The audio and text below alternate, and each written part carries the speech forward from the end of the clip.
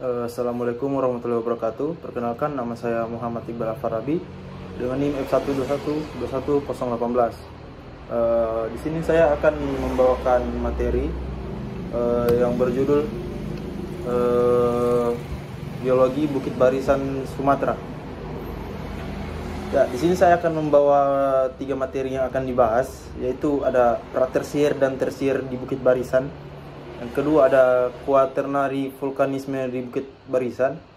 Ya, dan yang ketiga ada struktur geologi di Bukit Barisan. Oke, langsung saja kita masuk ke pembahasan pertama, yaitu pratersier dan tersier di Bukit Barisan.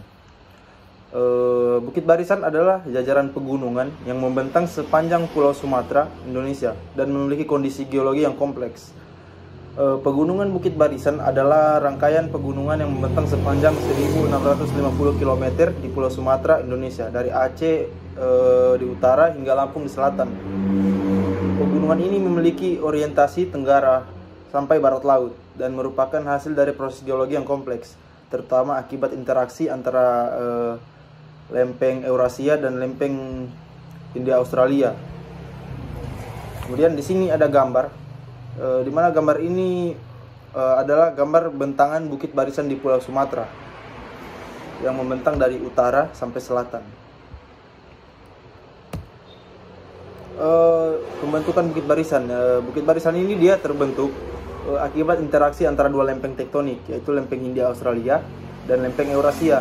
Proses ini dimulai sekitar 45,6 juta tahun yang lalu, ketika lempeng Hindia Australia mulai menunjam ke bawah lempeng Eurasia, menyebabkan pembentukan berbagai sesar dan lipatan di sepanjang zona subduksi. Penunjaman lempeng ini juga berkontribusi pada aktivitas seismik di wilayah tersebut, di mana energi yang terakumulasi yaitu menyebabkan gempa bumi. Di sini ada gambar, yaitu gambar ilustrasi pembentukan Bukit Barisan di Pulau Sumatera. Masuk ke pratersier di Bukit Barisan. Masuk ke fisiografi regionalnya. Bukit Barisan adalah jalur ketinggian yang tersusun dari batuan berumur pratersier dan batuan vulkanik kuarter hasil aktivitas gunung api. Pegunungan Bukit Barisan memiliki lereng curam dan terbentuk di sepanjang zona patahan sesar Sumatera. Bagian timur pegunungan Bukit Barisan dikenal sebagai bukit bergelombang kasar dengan ketinggian antara 1000 hingga 3050 meter di atas permukaan laut. Kelompok batuan pratersier ini tersebar luas di sepanjang pegunungan Bukit Barisan dan dapat dibandingkan dengan formasi batu sabak tua. Batuan pratersier ini terdiri dari formasi kluet dan formasi alas, termasuk anggota batu gamping.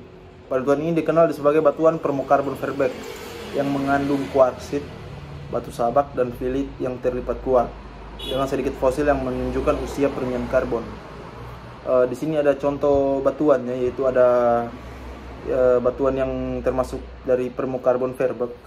Di sini yang dimana ada kuarsit, ada filit, sama juga ada batu sabak. Masuk ke tersier Bukit Barisan.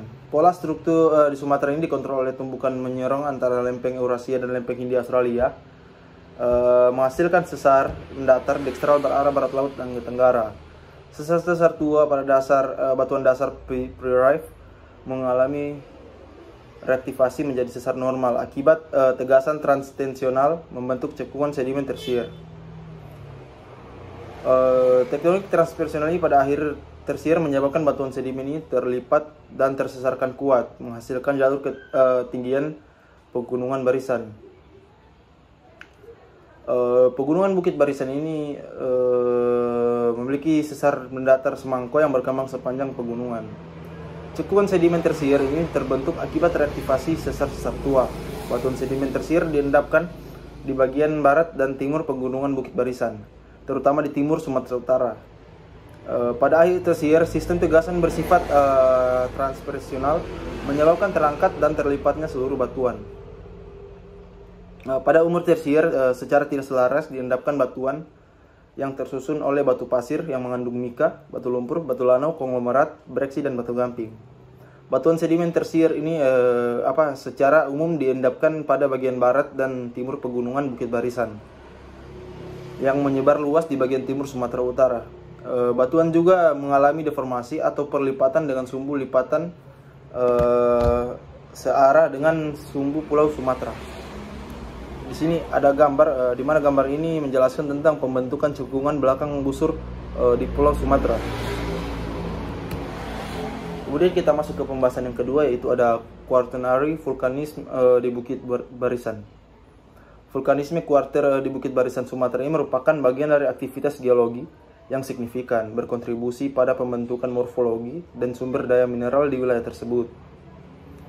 Formasi kuarter di Bukit Barisan berupa satuan batuan bereaksi gunung api tuff yang berumur Holosen.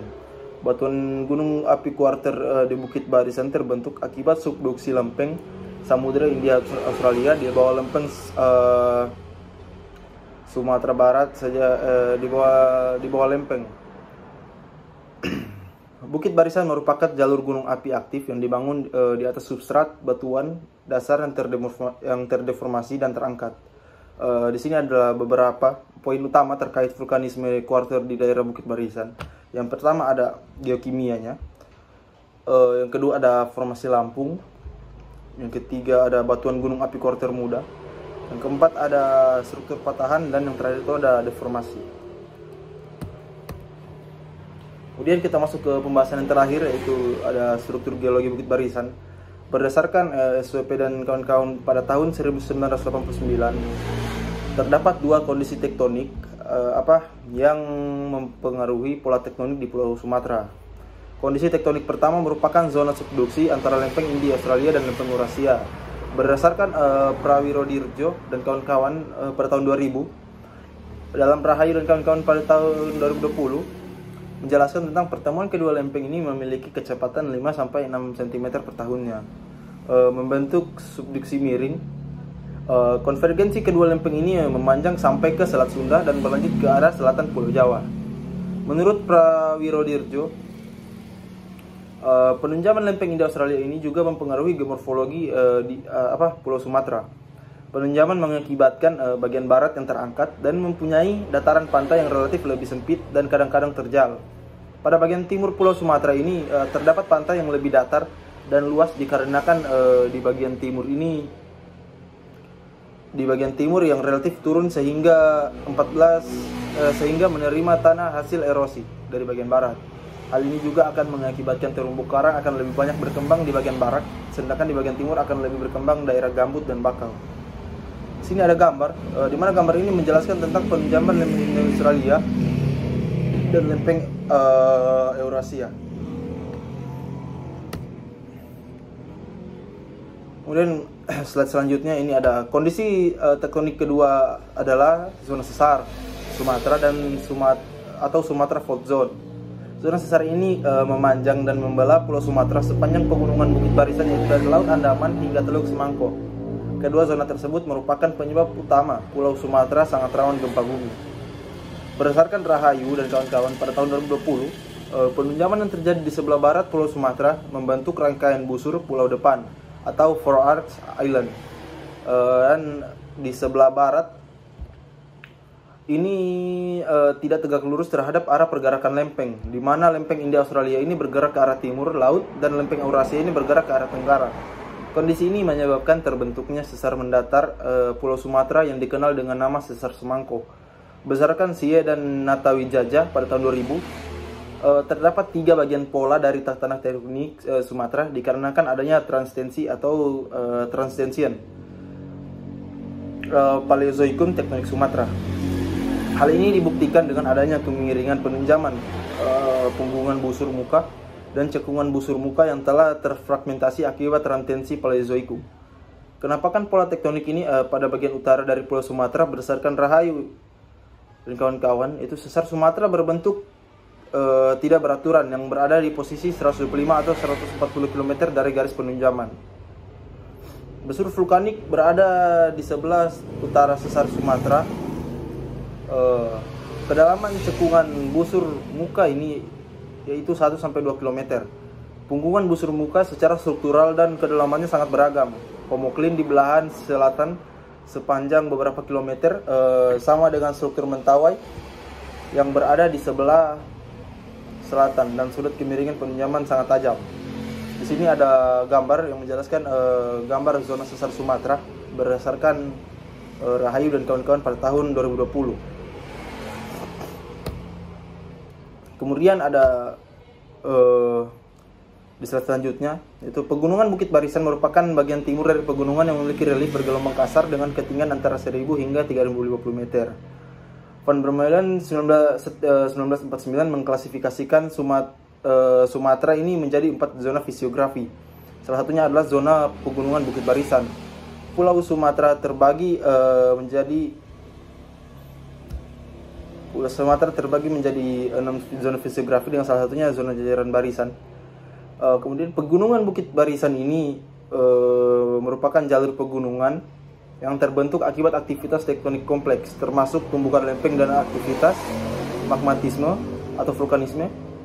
Dan secara regional, pegunungan Bukit Barisan menjadi bagian dari sistem perlipatan antiklin dan sinklin yang membentang dari barat ke arah timur.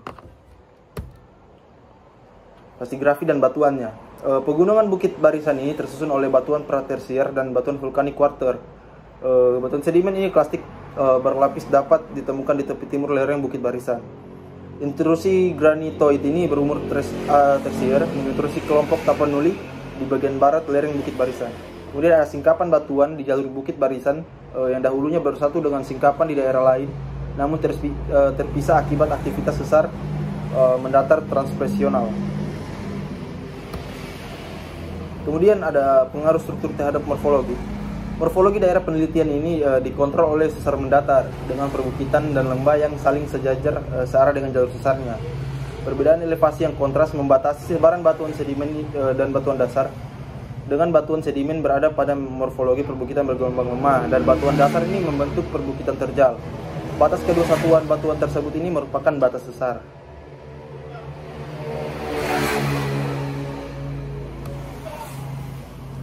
Mungkin hanya itu saja yang bisa dapat saya jelaskan tentang geologi Bukit Barisan Sumatera ini. Lebih dan kurangnya saya mohon maaf. Wabillahi taufiq wal hidayah. Wassalamualaikum warahmatullahi wabarakatuh.